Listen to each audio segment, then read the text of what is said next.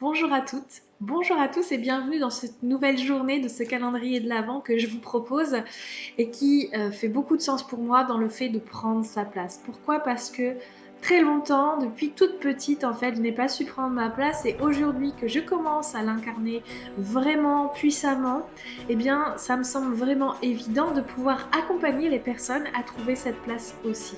Mais prendre sa place, qu'est-ce que ça signifie? Ça signifie en fait tout bonnement le fait de trouver une place dans la société, dans sa vie personnelle, dans sa vie professionnelle, dans tous les domaines de sa vie qui soient en adéquation avec qui l'on est vraiment à l'intérieur et aussi qui répond à nos systèmes de valeurs. Dès que l'on déroge à ce système de valeurs, eh bien nous ne sommes plus tout à fait à notre place et on répond plutôt à des critères demandés par la société ou notre entourage. Par exemple, si vous êtes dans un métier qui ne vous convient plus, vous y êtes allé déjà au début peut-être pour de mauvaises raisons, parce qu'il fallait gagner de l'argent, parce que c'était ce que vous saviez faire, mais qui était plutôt dans votre zone de confort, de routine. Et du coup, c'était le chemin évident pour vous, mais pas celui qui vous faisait vibrer. Et déjà là, quand on n'est plus dans cette vibration, on n'est plus dans ces valeurs, puisque ça ne répond plus à son propre besoin qui est d'incarner qui l'on est. Et qui l'on est, c'est simplement notre âme, pas notre mental, pas notre ego, non, vraiment notre âme, notre enfant intérieur. Et comment savoir qui est cette personne-là? Eh bien tout simplement en suivant son plaisir, ce qui nous met en joie, ce qui nous met tout bonnement dans des états de vibratoire élevé en fait, et qui n'est pas égoïste, parce que c'est vrai que des fois on me dit oui mais quand tu fais pour ton plaisir c'est très égoïste parce que du coup tu tiens pas en compte du besoin des autres. Eh bien, c'est complètement faux parce que déjà l'égoïsme, selon Lise Bourbeau, qui est l'auteur, je vous le rappelle, de la guérison des 5 blessures et de plein d'autres livres, eh bien Lise Bourbeau, elle détermine l'égoïsme comme le fait de vouloir que l'autre fasse quelque chose pour moi. Et est-ce que quand je fais quelque chose pour moi, je demande à l'autre de faire quelque chose aussi pour moi? Pas tout à fait. Et donc du coup, on n'est plus du tout dans cette version de l'égoïsme. En revanche, celui qui va me reprocher d'être qui je suis va peut-être être plutôt dans cette version d'égoïste parce qu'il voudrait que je sois quelqu'un d'autre. Et là est toute la force des choses, parce que être qui l'on est, accepter qui l'on est, ne pas vouloir être différent de ce que l'on est pour pouvoir répondre aux besoins de l'autre, aux besoins de la société, aux besoins de nos parents, de nos enfants, eh bien, c'est se faire le plus beau cadeau, mais c'est aussi faire le plus beau cadeau aux autres parce qu'on va les inspirer. Pourquoi? Parce qu'aujourd'hui, ces personnes-là ne savent pas qui elles sont vraiment et surtout ne s'autorisent pas à l'être. Donc déjà, en prenant cette autorisation pour soi, eh bien, les autres vont se rendre compte que finalement c'est pas si mal que d'être soi. Elle ose, il ose, c'est franchement chouette, franchement c'est inspirant, j'aimerais bien en faire autant. Et déjà il y a un cheminement qui est en train de se faire pour qu'effectivement vous puissiez prendre votre place tous ensemble.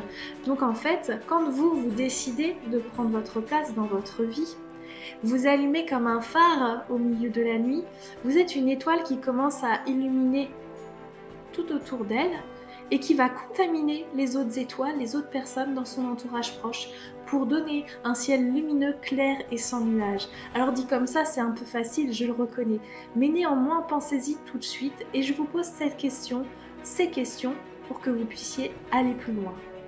L'une des premières questions que j'ai envie de te poser, c'est de savoir, dans les domaines de ta vie, donc on va parler argent, santé, famille, profession, relations, dans ces 5 domaines-là, est-ce que tu es tout à fait satisfait de ce que tu vis et traverses?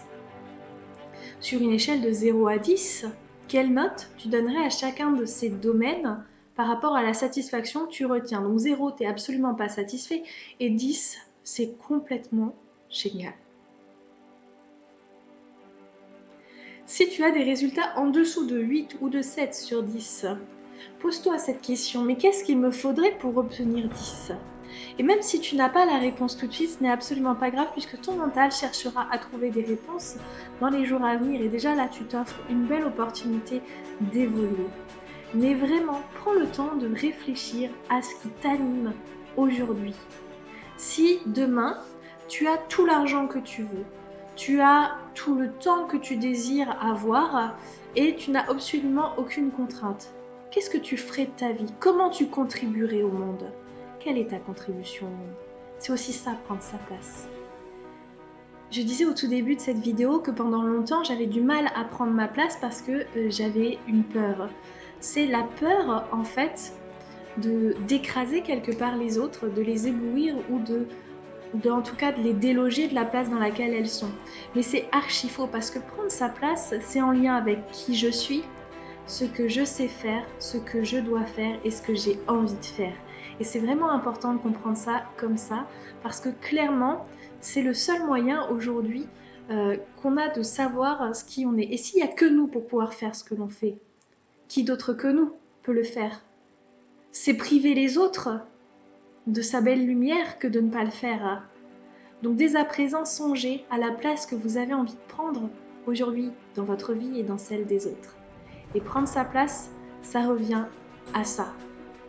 J'aimerais faire juste une toute petite aparté concernant le fait de prendre sa place, bien sûr, mais au domaine de l'enfance. Parce que c'est déjà, en fait, quand on est enfant, on est à sa place. On ne cherche pas à savoir qui l'on est, ce que l'on doit faire pour plaire aux uns et aux autres. Non, on est tout simplement, on est dans l'action, on est dans l'inspiration, on est dans l'instantanéité. Et c'est très juste. D'ailleurs, les enfants sont très inspirants pour ça. Seulement, mais les parents, comme ils sont plus là-dedans, comme ils sont dans des rôles, dans des masques, eh bien, ils vont montrer du doigt en quelque sorte ce qui ne va pas en demandant à l'enfant, mais pour qui tu te prends? Pourquoi tu fais ça? T'es qui pour faire ça? Arrête de faire ton malin, ta maligne. Et en faisant ça, en fait, on reproche en fait à l'enfant d'être qui il est. Et c'est là qu'on commence à porter nos premiers masques pour satisfaire à notre entourage, plus ou moins proche, puisque ça peut aller même jusqu'aux professeurs, aux amis, etc. Donc soyez vigilants aussi à ça. Si vous voulez revenir sur ces blessures-là pour avancer aujourd'hui, il n'y a aucun souci. Mais sachez toutefois que c'est pas ce qui est au passé appartient au passé et que c'est aujourd'hui qu'on choisit de changer et c'est aujourd'hui qu'on peut mettre des choses en place. Donc dès à présent, prenez votre place, soyez-vous, rayonnez, offrez-vous ce cadeau pour Noël que de vous dire c'est décidé, maintenant je compte, maintenant je suis quelqu'un sur qui compter et j'ai décidé de prendre ma place. C'était mon message pour ces fêtes de fin d'année et d'ailleurs je vous en souhaite de très belles, de très lumineuses, de joyeux rassemblements parce que j'adore les festivités de fin d'année. Il y a toujours ce que j'appelle l'alchimie, la magie de Noël et se laisser bercer par ce courant de magie, c'est tout simplement merveilleux. Et c'est tout ce que je vous souhaite pour cette fin d'année et je vous dis à très bientôt sur les réseaux et sur tout ce que vous souhaiterez. Bye!